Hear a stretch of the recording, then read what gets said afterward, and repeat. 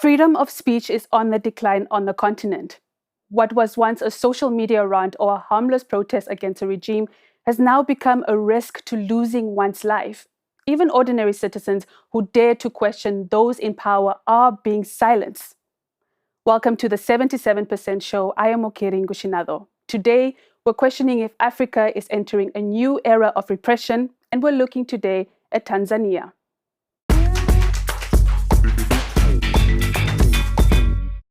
Coming up on the show, we start with how social media is influencing the voting patterns of young people in Tanzania.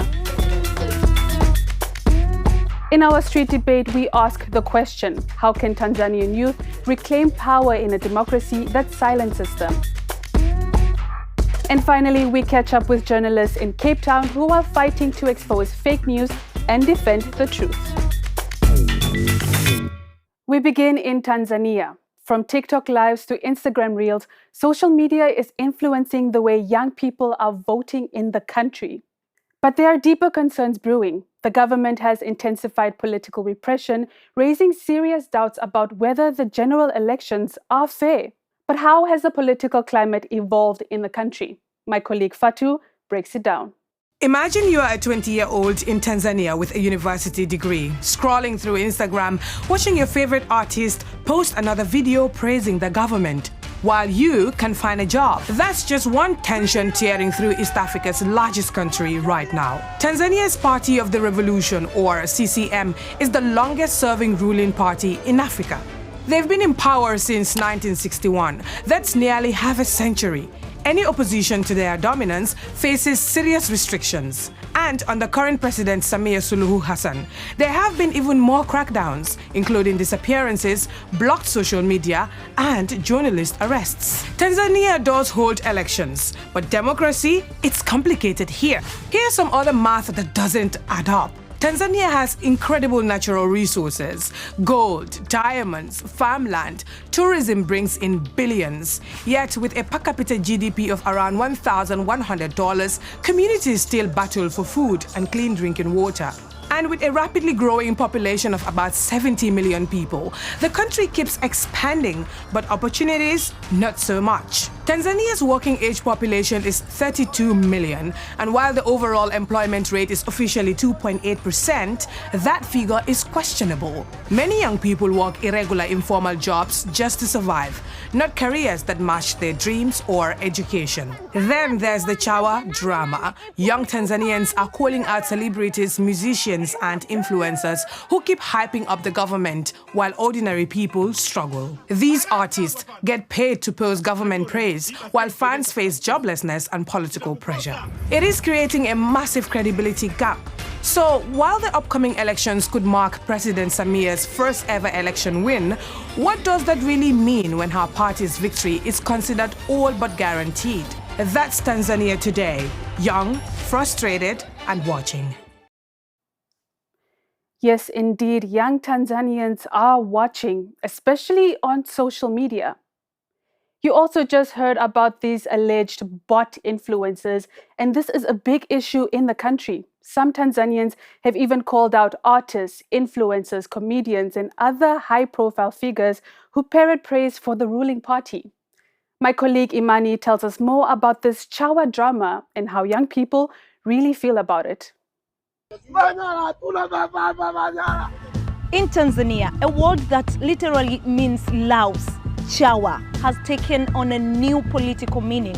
It's a term now citizens use to describe public figures who are always brown-nosing or clinging to the government and politicians, no matter the situation. People complain that musicians, comedians, influencers, and other celebrities, many of them are constantly praising the government, while ordinary people are struggling with unemployment, rising living costs, limited freedom of expression, and even reports of abductions. I am against Chawas because these people only focus on the benefit that they create from praising the government. And sometimes the government be doing evil to the community, but the Chawas end up supporting them and praising their mischievous acts. This is against the principles of democracy in a country like Tanzania, because the people who try to reflect on the wrongdoings of the government are those who end up in problems, while this Chawa who supports the evils of the government receive credits and the benefits. The criticism is not just about silence. Citizen argues that these public icons benefits directly, receiving money, favors, or contracts in exchange for loyalty. I don't think it's a good thing because personally, I wouldn't engage myself in such a thing because I've got a powerful conscience. There are some things that I'd rather die before doing, and that's because I don't think they align with my masculinity and my humanity as a human being. I cannot be paid to praise someone that I don't believe is worthy being praised by me.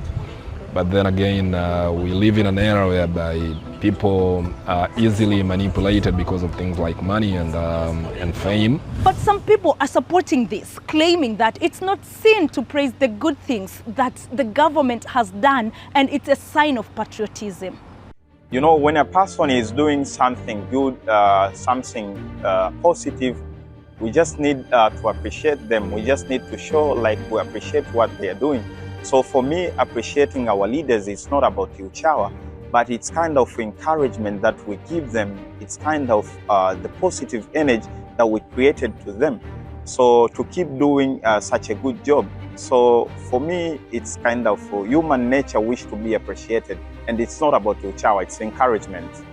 But what does this say about politics and society in Tanzania today? It signifies an unhygienic kind of politics. Politics which does not account itself to bring something good and something better. Lack of excellence and so many other issues related to that. And so the debate continues. Are these icons partners in progress or just Chawa clinging to the power?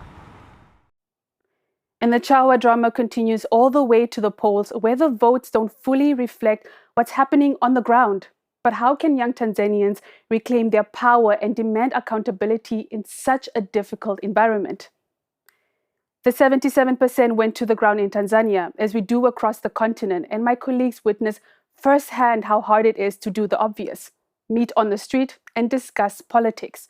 Fear of forbidden gatherings can easily make police officers chase people away, but this is just the youth. In this week's Street Debate, our very own Imani Henrik and her panelists expose the gap between election manifestos and their poor implementation, highlighting soaring youth unemployment, limited women's participation, and rampant political exclusion. Have a listen.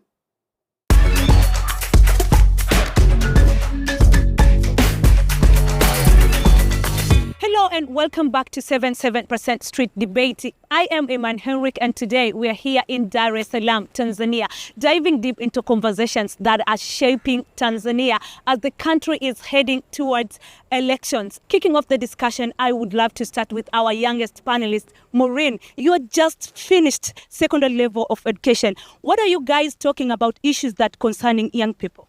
The first one is the increased cost of living in the streets. There has been a lot of increasement in our cost of living, but also people are suffering from unemployment.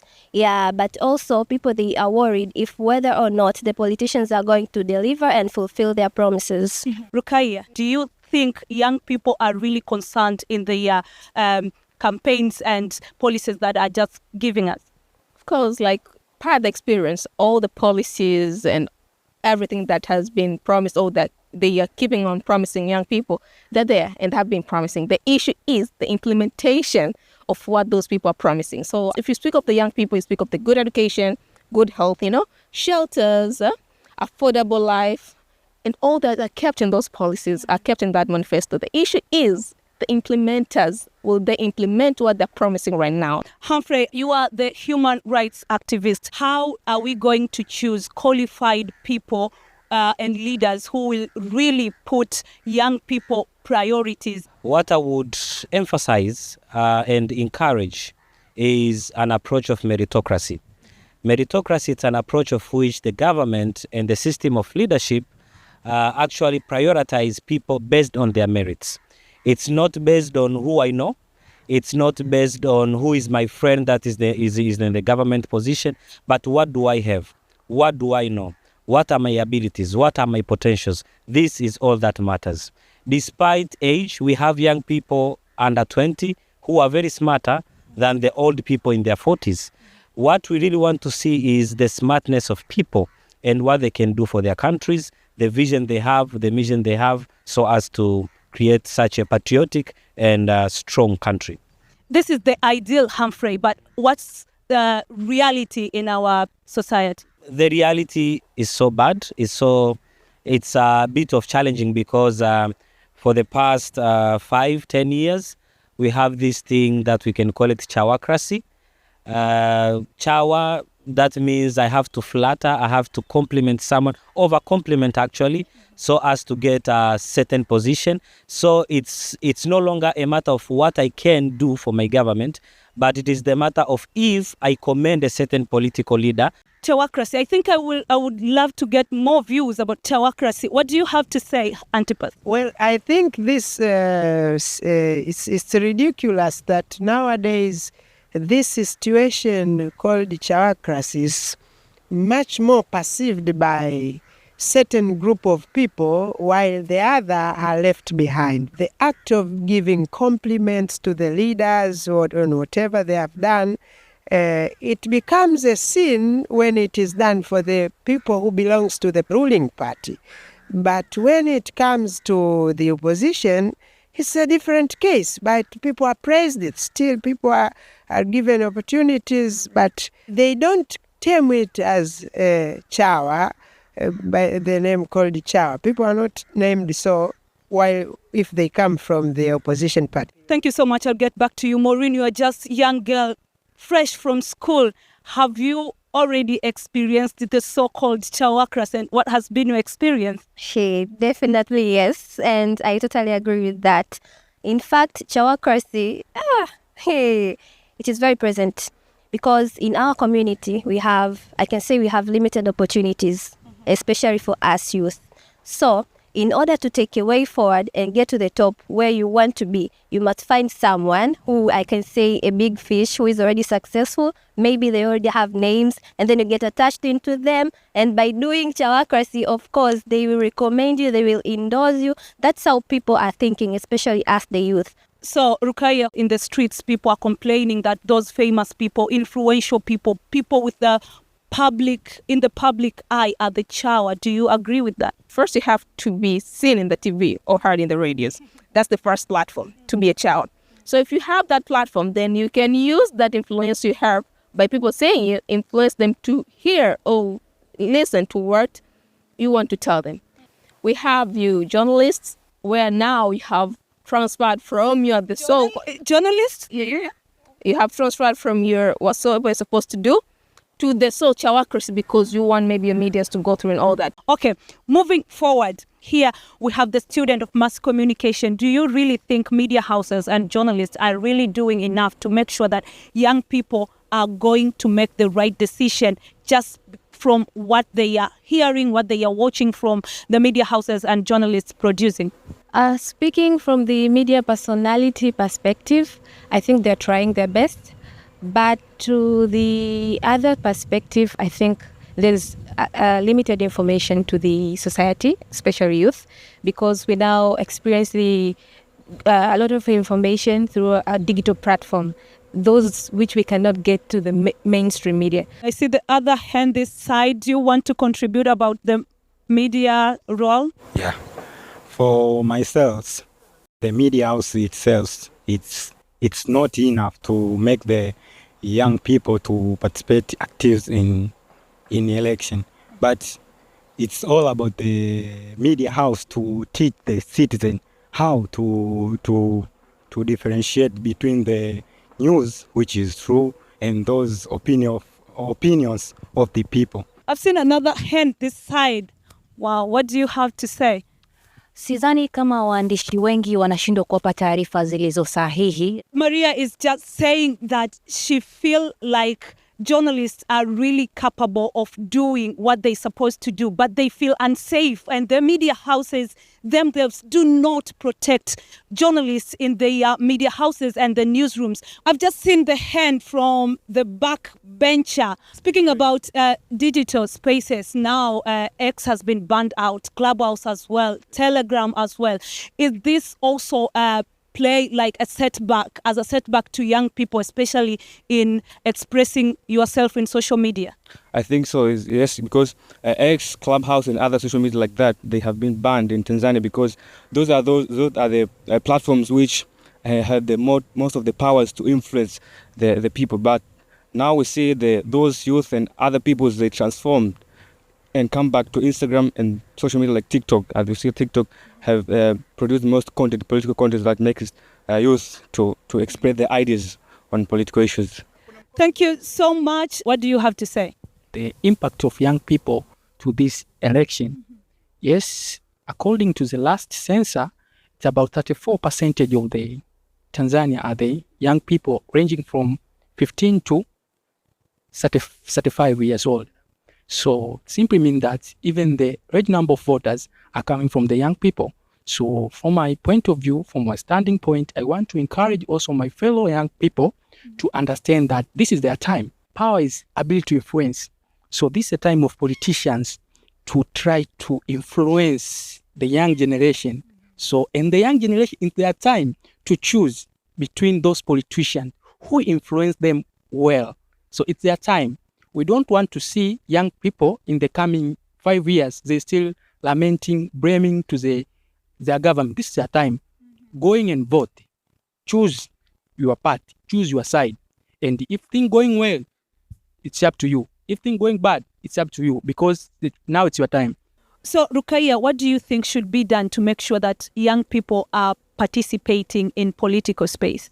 Currently, let them express whatever they feel they're supposed to be heard by the ones who are supposed to implement their promises. So let people express their feelings during this time. And with that, we are going to let those young people participate in one way or another thing. Thank you so much. And this is the end of our 77% street debate here in Dar es Salaam. You have heard what are the desires of the young people, what do they talk about, what are their concerns, but also what they wish to see after the leaders being elected in October. Thank you so much for watching. This is Imani Henry.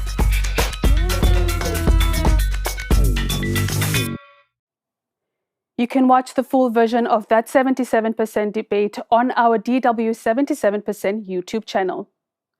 Now, the situation of intimidation, lack of political freedom, and arrest in Tanzania is not only limited to its citizens. 2 East African activists, Boniface Mwangi and Agatha Atuhaire, were detained by security officers while attending the treason trial of opposition leader Tundu Lissu. Upon arriving on Kenyan soil, they shared their harrowing stories. Just a warning, this report contains graphic content. Roughly 5 months before Tanzania's national elections, Ugandan journalist Agatha Atuhaire and Kenyan activist Boniface Mwangi were tortured by security forces while in the country. We were put on an upside position where my legs were up like this, my body's up, I'm stuck naked. And then they started beating my feet. So they would beat me and massage my feet. Beat me and massage my feet. I was screaming so hard, I couldn't even, there was no tears coming out because of how painful it was.